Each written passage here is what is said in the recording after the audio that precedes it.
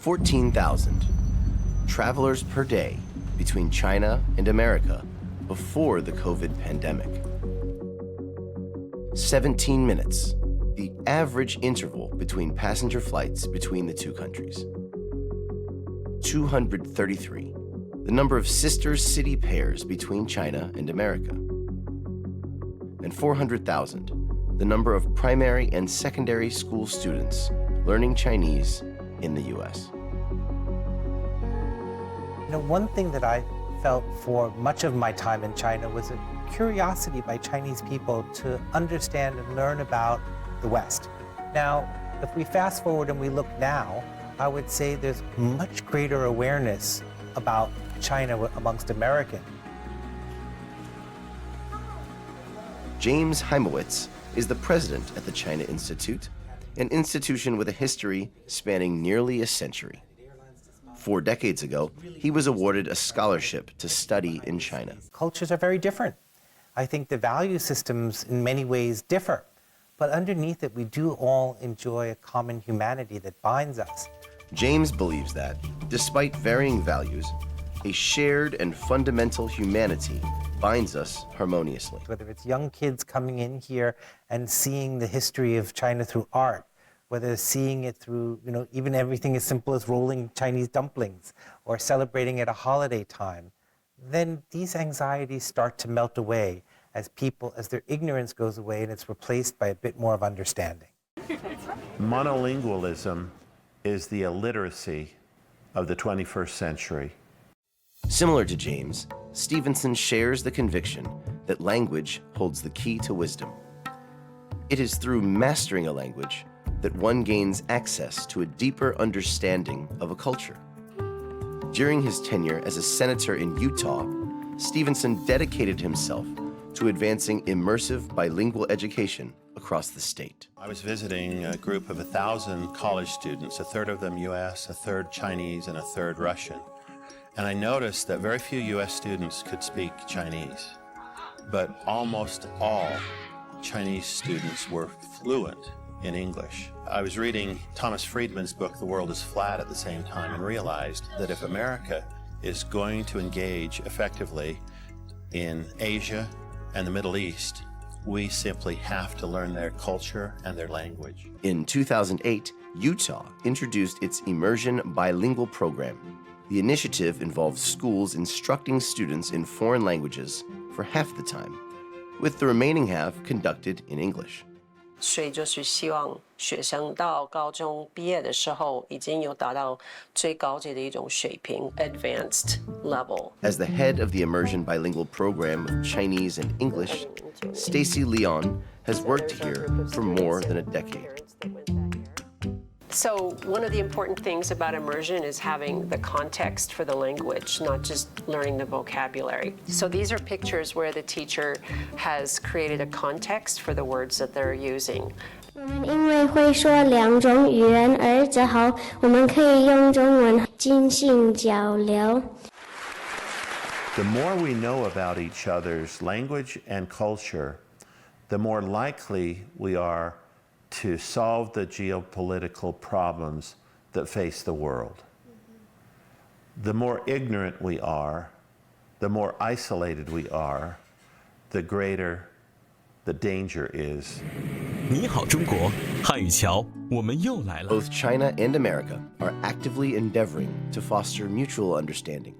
In 2002, the inaugural Chinese Bridge was held. Participants from all over the world showcased their linguistic skills by eloquently speaking in Chinese. The allure of China and the passion for learning its language have significantly transformed numerous individuals' lives. 以自谦为美德，以礼待人。无论我们是来自哪个国家，相信什么宗教，说什么语言，我们都可以成为朋友。 Among these individuals is Li Dang, 我可能觉得学中文可以作为一个窗户，让我去了解一个我完全没有接触过的东西。大家好，我是李慕白。In 2008, when Donald still went by the name Li Mubai, he participated in the Chinese bridge competition. He called himself Li Mubai because he worshipped the hero in the movie Crouching Tiger, Hidden Dragon. With his excellent Chinese skills and a humorous personality, Li Dang not only secured a place among the top 3 in the competition, but also got a position as a host on Hunan TV International. 我一边觉得好玩，一边觉得我真的适应做这样的工作吗？不知道。去了中国，不知道为什么，我有了这样的机会，而且很多，越来越多，所以我就跟着这个机会走了好几年，走到了最后，还是选择了回家，然后再后来当老师。After he returned to America, he changed his name from Li Mubai to Li Dang. In his own words, the new name symbolized a fresh beginning in his life's journey. 可能我的心理状态有变化，叫李慕白，我比较年轻，我是在探索、冒险，成熟了一点之后，就觉得其实我不是那个人了，我不是这个角色，我扮不了了。His name changed, but his passion for Chinese language and culture remained unwavering.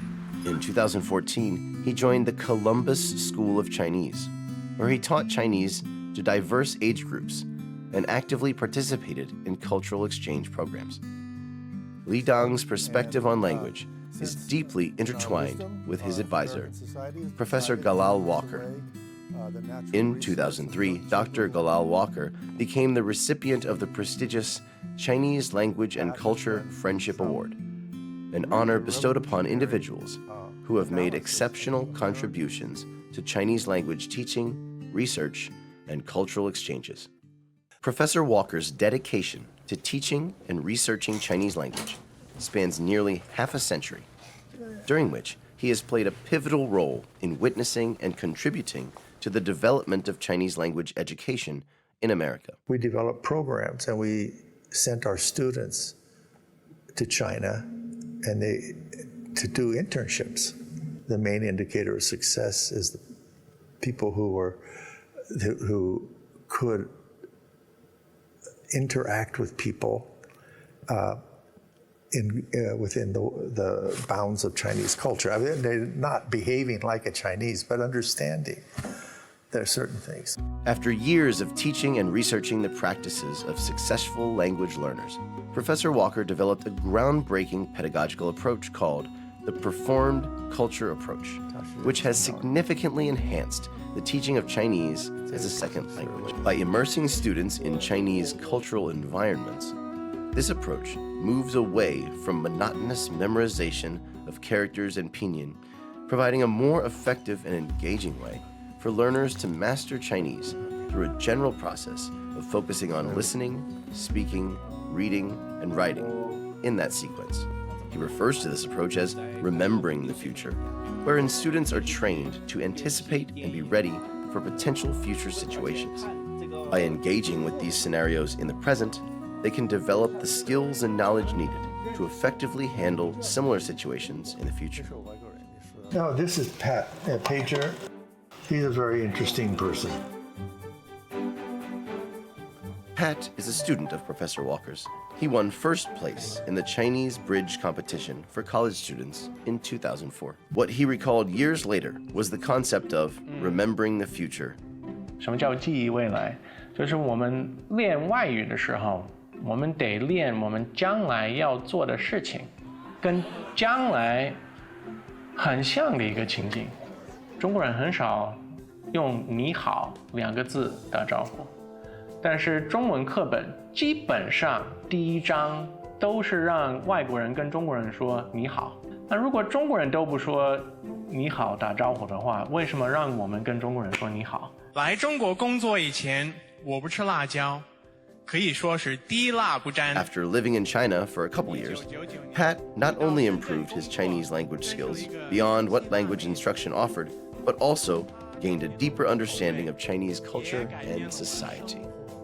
我在中国才学会了先照顾他人，再照顾自己。我是专门上课学习怎么样照顾他人先。比如说倒茶，如果你自己的茶杯里面没有茶，你不要拿茶壶给自己倒茶，你先看看别人的茶杯空不空，给他们倒。如果倒完了没有茶，没关系，你想个办法在茶壶再加水，再给你自己倒茶。我觉得在美国的时候，小时候素质教育没有包括这一点，就是没有这种 expectation 这个期望，但是学会这一点的人，我发现不管在中国在美国，别人都喜欢这样的行为。红红的辣椒洋溢着激情，充满着生命的活力，就像一首歌写的，人世间有百媚千红，我独爱你那一种。我太太他们江西人怕不辣嘛，就是不辣不欢。开始的时候她点她的，我点我的，她吃她的，我吃我的。然后后来我就逐渐的学会了吃她的，她没有学会吃我的。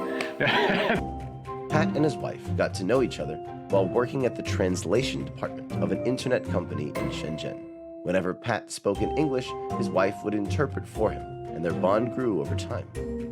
They also found that their interests aligned perfectly, which brought them even closer together. Chinese played a significant role not only as the matchmaker for Pat and his wife, but also as the driving force behind their entrepreneurial journey. In 2001, Pat enrolled in The Ohio State University for his master's and doctoral programs, where he also served as a teaching assistant for Chinese courses. He actively engaged in China-US university exchange programs during this time. In 2013, Pat established his own company and collaborated with Ohio State University to organize study tours and training programs with Chinese universities.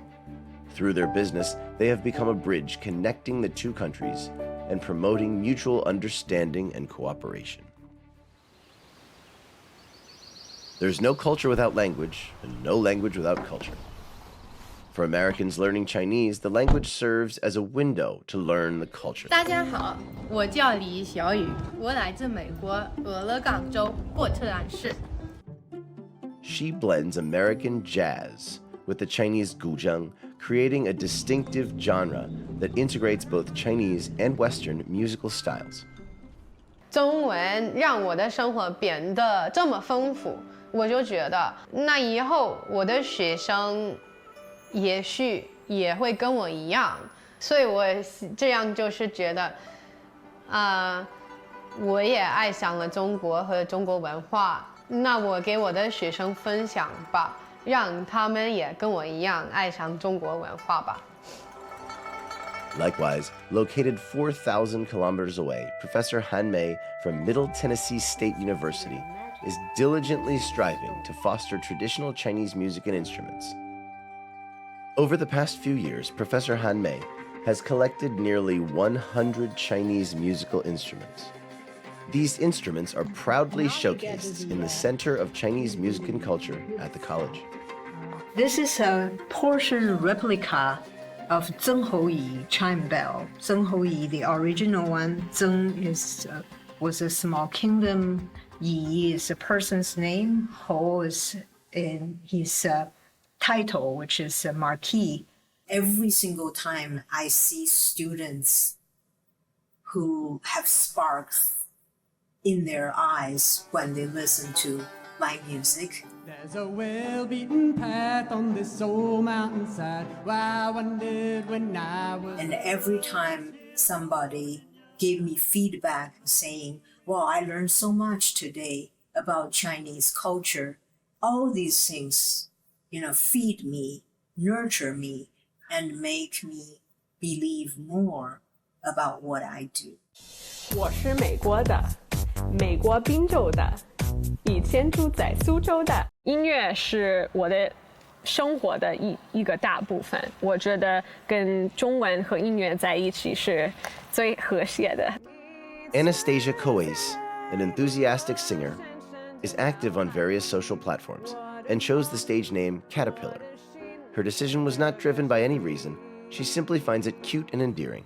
In 2020, she opened her account on TikTok, and in 2022, she expanded her presence to Douyin, sharing her music videos, Suzhou dialect, and her life in Suzhou and Hong Kong. 因为在美国眼里，我们都觉得我知道中国是什么样的。我们在电影里看到了中国的那个现场。五四运动，古代诗人，兵马俑，儒家、法家、墨家。在世界的东边，有个文明古国，它叫中国。Like it blows my mind.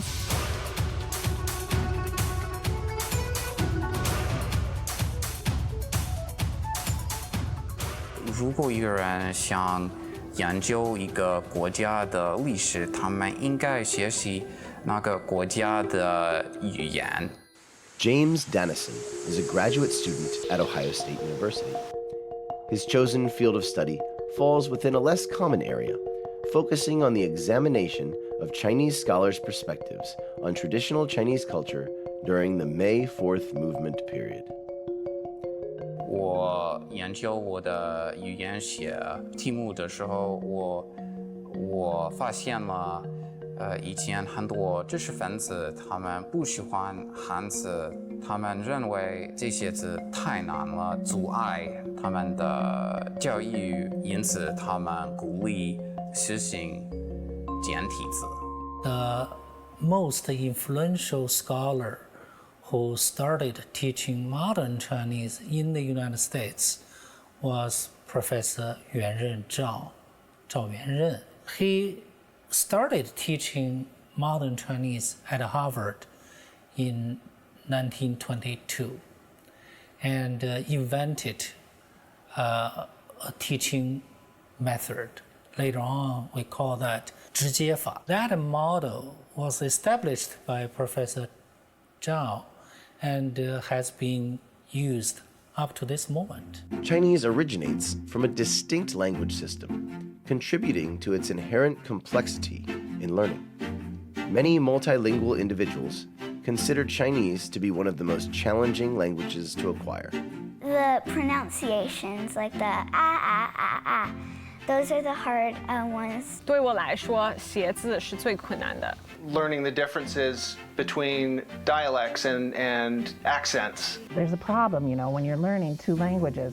You do the wrong one and you don't understand and you're confused. I think that for studying Chinese, it's 开口, and don't be intimidated by accents. 四川人、广东人，当然是不是一码事情，那是应该练习这个你的耳朵的这个能力吧。Vera Schwartz, a distinguished historian and sinologist, holds a professorship in the United States. A language prodigy, Vera Schwartz possesses fluency in English, Chinese, French, German, Russian, Japanese, Hebrew, Romanian, Hungarian, and many other languages. Yet, she distinctly holds Chinese in high regard and considers it her favored language. Look at language learning as opening windows of the mind. Each language, I've been fortunate to have many languages. I think I get mixed up sometimes among them. But each word even opens something. And I love to find things when they don't translate. So for example, 莫名其妙. You can't translate that. 那这个什么一个玩意儿? You can't translate these, 所以这个所谓成语, they are the delicious part of language. 没有法去翻译它们. So kind of jumping like in a swimming pool. So you don't know how to swim, so you'll sink a little bit. But you come up for air. So I think that's the fun of, in every language, I look for that boundary where you can't quite translate. And I love that. I like to dance on that edge of words. Language builds a bridge for communication, even in moments of silence, leaving behind a lasting resonance.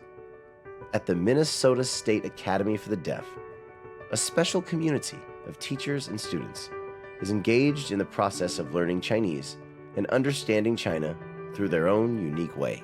Zhou Xiaorong, the teacher of Chinese Sign Language, is a visiting scholar from China.